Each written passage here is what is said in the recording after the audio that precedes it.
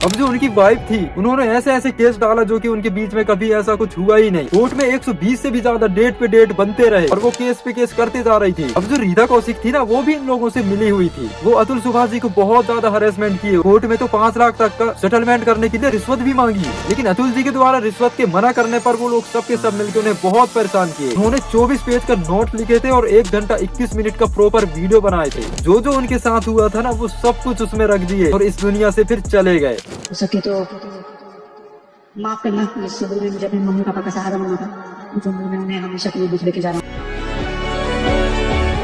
एक हंसता खेलता चेहरा, एक सक्सेसफुल करियर जिसमें वो पीक पे थे और एक प्यारा सा परिवार, ये सब चीजें होने के बावजूद भी उनके पीछे छुपा था ऐसा दर्द जिसने उसे खुद की जिंदगी खत्म करने पर मजबूर कर दिया। ये कहानी है 34 साल के सॉफ्टवेयर इंजीनियर अतुल सुभाष जी की, जिन्होंने अपनी वाइफ और हमारे देश के कानून से हार कर आत्महत्या कर लिया। मैं चाहता हूँ कि आप लोग ये वीडियो पूरा देखो, क्योंकि ये वीडियो उन लड़कों के लिए है जो आगे जाकर सेम सिचुएशन में फंस सकते हैं। अतुल सुभाष जो कि बेंगलुरु के एक IT कंपनी में आर्टिफिशियल इंटेलिजेंट इंजीनियर थे। हेलो वर्ल्ड, मेरा नाम अतुल सुभाष है। मैं तकरीबन 34 साल का हूँ, बैंगलोर में रहता हूँ। एक सक्सेसफुल, इंटेलिजेंट और रिस्पॉन्सिबल इंसान होने के बावजूद भी उनके पर्सनल लाइफ में ऐसी सिचुएशन आई कि मजबूरन उनको आत्महत्या करना पड़ा। हो सके तो माफ करना, जिस उम्र में मुझे अपने मम्मी पापा का सहारा बनना था, उस उम्र में उन्हें हमेशा के लिए दूसरे के जा रहा हूँ। ये है निकिता सिंघानिया, जिनसे अतुल सुभाष जी की शादी हुई थी और ये दोनों शादी.com से मिले थे और शादी के कुछ समय बाद इनका एक बच्चा भी हुआ। फिर जब कोरोना आया था तो उनके बीच में सब कुछ सही नहीं चल रहा था। उनकी वाइफ की वजह से 5-6 दिन तक लगातार झगड़ा हो रहा था। फिर जो अतुल सुभाष जी की वाइफ थी वो अपने बेटे और अपने माँ को लेकर उस घर से चले गए। फिर बाद में निकिता सिंघानिया उत्तर प्रदेश के जौनपुर में रहने लगी और एक्सचेंजर कंपनी में उनकी जॉब भी लग गई और वो काम भी करने लगी। मैंने ये बोला कि कंप्यूटर साइंस में ग्रेजुएट हो, मैं तुम्हें पढ़ाता हूँ, है ना, लेकिन पढ़ाई में मन लगता नहीं है, तो मैंने इन्हें प्रोग्रामिंग करना सिखाया। तो यहाँ तक तो सब कुछ नॉर्मल था, पर अब आता है इस कहानी का सबसे मेन ट्विस्ट। अब जो उनकी वाइफ थी वो अतुल सुभाष जी के अगेंस्ट झूठे केस डालने लगे। उन्होंने ऐसे ऐसे केस डाला जो कि उनके बीच में कभी ऐसा कुछ हुआ ही नहीं। वो सारे के सारे फेक केस थे। कोर्ट में 120 से भी ज्यादा डेट पे डेट बनते रहे। अभी तक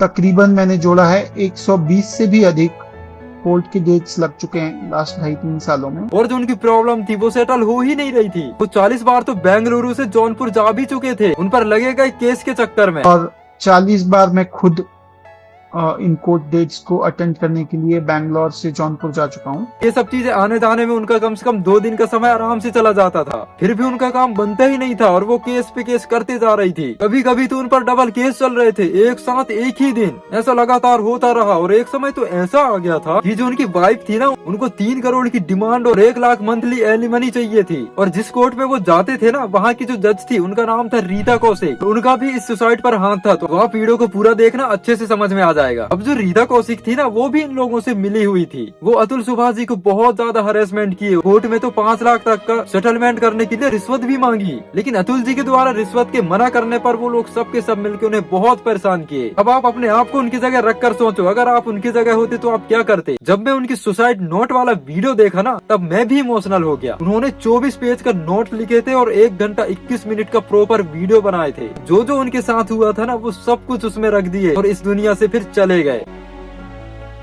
ये वीडियो बनाने का मेरा मेन पर्पस यही है दोस्तों कि पास्ट में भी ऐसे बहुत सारे इंसिडेंट हुए हैं। उन सब चीजों पर भी लोग बात तो किए हैं, 1-2 दिन तक लगातार ट्विटर में ट्रेंड भी कराए, लेकिन सपना समझ के धीरे धीरे उसको भूल जाते हैं। बाद में फिर से सेम वही चीजें रिपीट होने लगती है। इसलिए आप लोगों से रिक्वेस्ट है, उनका जितना भी वीडियो आपके सामने आता है, चाहे इंस्टाग्राम, यूट्यूब, ट्विटर हो और किसी का भी वीडियो हो, और इस घटना के बारे में वीडियो बना रहे हैं और इन्फॉर्मेशन रियल दे रहे हैं, तो उन वीडियो को आग की तरह फैला दो। मैं चाहता हूँ ऐसी न्यूज हर किसी के पास पहुँचना चाहिए ताकि फ्यूचर में ऐसी केस कभी भी हमारे सामने ना आए। जिस इंटरनेट का उपयोग आप लोग टाइम पास करने के लिए करते हो ना, तो आज वो समय आ गया है उसका सही इस्तेमाल करने का, तो फैला दो यार। अगर सेम चीजें ना अगर किसी लड़की के साथ होता ना तो ये सब चीजें बहुत जल्दी शेयर हो जाती और विक्टिम को जस्टिस अभी तक मिल भी जाती। मैं मानता हूँ हमारे देश में लड़कियों के लिए बहुत सारे बायस्ड लॉ बनाए गए हैं और वो बनाए ही इसलिए गए हैं क्योंकि पास्ट में लड़कियों से रिलेटेड बहुत सारे इंसिडेंट सामने आते थे, लेकिन आज कुछ लड़कियां उसी लॉ का मिसयूज भी कर रही हैं। लेकिन हम ये नहीं कह सकते हैं कि हर इंसान एक जैसा होता है, क्योंकि पास्ट में बहुत सारे लड़कियों के साथ गलत चीजें होती आ रही थी, इसलिए ये बायस्ड लॉ बनाए गए हैं। और इसी लॉ का ऐसी कितनी सारी लड़कियां होंगी जो गलत यूज करते आ रही हैं और बाद में जाके लड़कों को बुरी तरह से फंसा देते हैं। तो मेरा ये मानना है कि जो हमारे इंडियन लॉ है उसको बैलेंस बैलेंस किया जाए और हर जेंडर को इक्वल प्रोटेक्शन मिल सके, और जो भी गलत काम करता है उसको पनिशमेंट मिलना चाहिए, चाहे वो लड़का हो या फिर लड़की। ये सेम चीजें किसी लड़की के साथ होता ना, तो आज वो लड़का 24 घंटे के अंदर सीधे जेल में होता। मेरा क्वेश्चन ये है कि जितनी स्पीड से लड़कों को पनिशमेंट मिलता है उतनी ही स्पीड से लड़कियों को पनिशमेंट क्यों नहीं मिलता? और अगर यही सेम चीज आगे होता रहा तो फ्यूचर में ऐसे ही लड़कियां मिसयूज करती रहेंगी और फिर कितने सारे लड़कों को ऐसे ही लगातार फंसाते रहेंगे। लड़के बेचारे 1 साल 2 साल लगातार कोर्ट के चक्कर काटते रहेंगे और जब बाद में परेशान हो जाएंगे फिर उनके लिए परेशान होकर लास्ट ऑप्शन यही बचता है कि वो सीधे सुसाइड कर ले।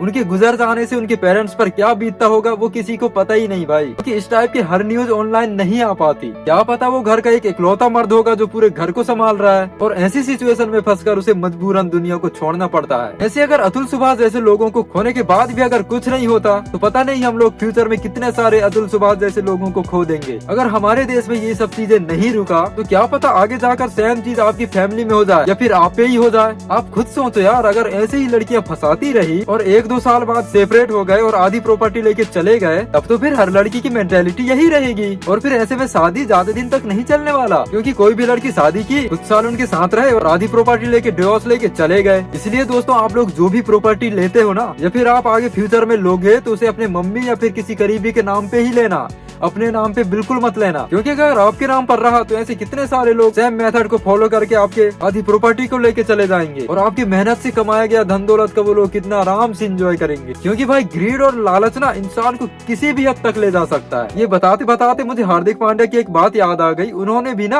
अपनी सारी प्रॉपर्टी अपने माँ के नाम पर करा रखे हैं। आप लोग भी पढ़े लिखे हो, जब भी ऐसी सिचुएशन आती है आपके आसपास किसी भी के साथ ऐसा होता है तो फिर आप कम से कम उनका साथ जरूर दे देना यार, जिससे कि वो मेंटली ठीक ठाक रहे और नेगेटिव थॉट से बचे रहे। मैं चाहता हूँ आप लोग ये वीडियो को जितना हो सके आग की तरह फैला दो यार, क्योंकि ऐसी वीडियो की अपने जैसे बहुत सारे लड़कों को जरूरत है। क्योंकि क्या पता वो लोग भी ऐसे ही प्यार मोहब्बत में पड़कर आगे जाकर सेम ऐसे ही सिचुएशन में फंस जाए। तो यार बस मेरे साइड से मैं इतना ही कर सकता हूँ, बाकी आप लोग अपने साइड से वीडियो को शेयर कर दो। सो मैं मिलता हूँ आपसे नेक्स्ट वीडियो में। तो यार बाय।